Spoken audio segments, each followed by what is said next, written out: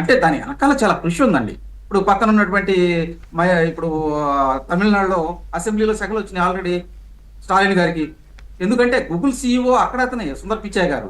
అది అక్కడ వాళ్ళని కాదని ఏ విధంగా ఆంధ్రప్రదేశ్లో విశాఖపట్నానికి ఇస్తారు? అదేవిధంగా పక్కన ఉన్నటువంటి కర్ణాటక వాళ్ళు మాట్లాడుకోవటం, అక్కడ ఉన్నటువంటి ఐటీ మినిస్టర్ కావచ్చు, డిప్యూటీ సీఎం కావచ్చు, మినిస్టర్ కూడా అక్కడ ఉన్నటువంటి ముఖ్యమంత్రి గారు కూడా స్పందించారు దీని మీద. అంటే ఈ ట్వీట్లు పెడతాయి. దీంట్లో ఏంటంటే ఆంధ్రప్రదేశ్ అభివృద్ధి చెందుతుంది అనేటువంటి ఒక అక్కసు బయటకు వస్తుందండి. ఇందాక చెప్పుకుంటా వచ్చారు లోకేష్ గారు కూడా ఎన్డీటీవీ వాళ్ళతో మాట్లాడేటప్పుడు కూడా ఎస్ ఆంధ్రప్రదేశ్ కి ఒక కీలకమైనటువంటి ప్రాజెక్ట్ వచ్చింది, దీనితో పాటు ఇంకా చాలా ప్రాజెక్ట్స్ వస్తాయని చెప్పి ఆయన ఇంటర్వ్యూలో చెప్పుకుంటూ వచ్చారు. తర్వాత లోకేష్ గారు ఒక ట్వీట్ పెడుతూ a say Andhra food is spicy seems some of our investors are true some neighbours are already feeling the burn అనే ట్వీట్ పెట్టిన దానికి ఇది ఆంధ్ర వంటకాలు మంట పుట్టిస్తాయి, అలాగే ఇప్పుడు మాకు వచ్చే పెట్టుబడులు కూడా అలానే ఉన్నాయి అనే దానికి అనగానే కర్ణాటక మంత్రి ప్రియాంక ఖర్గే గారు స్పందిస్తూ లేదు అసలు బెంగళూరులో ఇన్ఫ్రాస్ట్రక్చర్ ఉంది, మానవ వనరులు ఉన్నాయి, అసలు మమ్మల్ని కొట్టినోడు భారతదేశంలో ఎవరు లేరని చెప్పి ఆయన మాట్లాడటం జరిగింది. మేము ఐటీ వాళ్ళని ఆకర్షిస్తున్నాము, మమ్మల్ని కాపీ చేస్తున్నారు, మమ్మల్ని వాడుకొని ఆంధ్రప్రదేశ్ అభివృద్ధి చెందాలని చూస్తుందని చెప్పి ఆయన మాట్లాడటం. దాని తర్వాత కర్ణాటక డిప్యూటీ సీఎం గారు కూడా లేదు బెంగళూరు అసలు స్వర్గధామం, మా దగ్గర సాంకేతికత ఎవరు మాతో పోటీ పట్టడానికి రాలేరు, మమ్మల్ని కాపీ కొడుతున్నారని మళ్ళీ ఆయన మాట్లాడటం. దాని తర్వాత లోకేష్ గారు స్పందిస్తూ ఎన్డీటీవీలో మేము ఇప్పటికీ 120 బిలియన్లు మరి ఇన్వెస్ట్మెంట్ తీసుకొచ్చాము, దాదాపు 10,55,410 కోట్ల రూపాయల ఇన్వెస్ట్మెంట్ అండి. అది మామూలు విషయం కాదు కదా. దాంతోపాటు 1,88,000 ఉద్యోగాలు రాబోతున్నాయి అని చెప్పి ఆయన మాట్లాడటం జరిగింది. ఇవన్నీ డిస్కషన్ జరిగిన తర్వాత వాల్ స్ట్రీట్ లో కూడా ఆంధ్రప్రదేశ్ గురించి ఒక్కసారిగా ప్రపంచం నివ్వరిపోయే విధంగా మరి గూగుల్ తీసుకురావడంలో ఏ విధంగా ఆంధ్రప్రదేశ్ అందరికి చెప్పారు. అంటే నేనేమంటానంటే ఈ కృషి వెనకాల చంద్రబాబు నాయుడు గారి యొక్క ఆయన కృషి బ్రాండ్ చంద్రబాబే కదా మెయిన్ మూలం.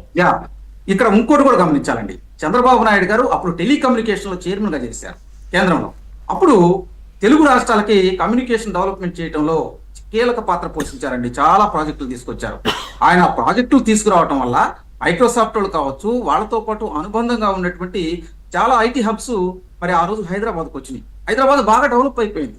ఈ రోజు మేము ఇప్పుడు హైదరాబాద్ వెళ్ళినప్పుడు హైటెక్ సిటీ అంటే వెళ్తే ఖచ్చితంగా చంద్రబాబు నాయుడు గారు గుర్తొస్తారండి.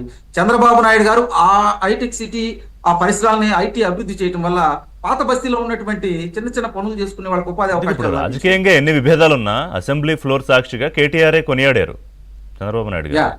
ఖచ్చితంగా అంటే ఒక విజన్ ఉన్న నాయకుడు ఏ విధంగా ఉంటాడో ఉదాహరణ చంద్రబాబు గారండి. ఒక మొక్క నాటుతారండి, ఆ ఫలాలు పొందాలంటే దాన్ని సంరక్షించుకుంటూ రావాలి. కానీ ఆంధ్రప్రదేశ్ లో దౌర్భాగ్యం ఏంటంటే జగన్మోహన్ రెడ్డి అనేటువంటి వ్యక్తి ఎవరైనా ఇన్వెస్ట్మెంట్ చేస్తామంటే వాళ్ళకి మెయిల్స్ పెట్టేయటం, వాళ్ళ మీద దుష్ప్రచారం చేయటం, ఇక్కడ ప్రజల్లో లేని ఉండయి మొత్తం కూడా కాసి వడపోసి ఆ ప్రజల మీద రుతున్నారు. వైకాపా పార్టీలో నాయకులకు కూడా మీరు ఇందాక అన్నారు కాల్ సెంటర్ కను డేటా సెంటర్ వాళ్ళకి వ్యత్యాసం తెలియదు కాబట్టి బయటకు వచ్చేసేసి గూగుల్ మీద కావచ్చు ఇంకో విధంగా మీరు ఎందుకు ఇంత వాళ్ళకి అవకాశం ఇస్తున్నారని వాళ్ళు మాట్లాడుతున్నారు. ఇప్పుడు చెవిటేడు ముందు శంకుత్తి ఏం తెలిసిందండి. మీరు చూడండి, ఐటీ పరిశ్రమ వచ్చిన తర్వాత ఇప్పుడు బెంగళూరుతో హైదరాబాద్ పోటీ పడుతుంది. అదేవిధంగా మీరు ఐటీలో ఉన్నటువంటి చాలా మంది ఉద్యోగస్తులు రావడం వల్ల అక్కడ ఏంటంటే ఇన్ఫ్రాస్ట్రక్చర్ డెవలప్ అయింది, దాంతోపాటు రియల్ ఎస్టేట్ పెరిగింది, మౌలిక వస్తువులు పెరుగుతాయి, ఫుడ్ ఏదైతే ఈ ఫుడ్కు సంబంధించినటువంటి హోటల్స్ కావచ్చు, హాస్పిటాలిటీ కావచ్చు, దీని మీద ఎంతో మంది పరోక్షంగా బతుకుతారండి. కాబట్టి ఇవన్నీ తెలుసుకోవాలంటే మరి వైకాపా వాళ్ళకి అర్థం కావట్లేదు. మీరు ఇంకోటి కూడా గూగుల్లో హూ ఈజ్ 420 సీఎం అని కొడితే జగన్మోహన్ రెడ్డి గారి పేరు వచ్చింది. అలాగే హూ ఈజ్ హైటెక్ సీఎం అంటే చంద్రబాబు గారి పేరు వస్తుంది. కంపారిజన్ చూడండి. అవి గూగుల్కి ఎవరైనా చెప్పారా? అంటే ప్రజలు చంద్రబాబు నాయుడు గారు ఆయన తీసుకొచ్చినటువంటి సంస్కరణల వల్ల ఆంధ్రప్రదేశ్ ఏ విధంగా అభివృద్ధి చెందిందో, ఆయన విజన్ 2020ని ఎగతాళి చేసిన వాళ్ళు ఇవాళ ముక్కు మీద వేలేసుకుంటున్నారు.